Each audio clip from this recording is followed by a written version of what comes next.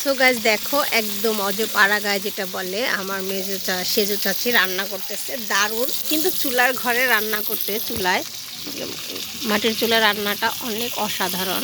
দেখো এই যে এখানে কই মাছ ভাজি হচ্ছে, এখানে হচ্ছে ভাত,